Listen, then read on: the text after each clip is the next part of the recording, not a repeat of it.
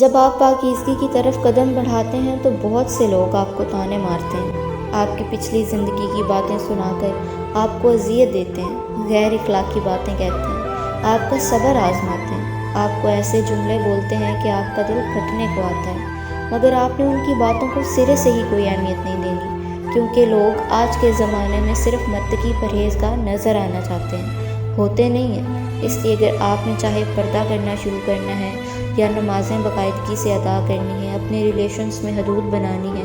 حرام حلال کا تقدس بنانا ہے، تو آپ نے ان کی دل آزاریاں، ان کی تکلیف دہ باتیں بالکل محسوس نہیں کرنی، چاہے کوئی آپ کو کچھ بھی کہے،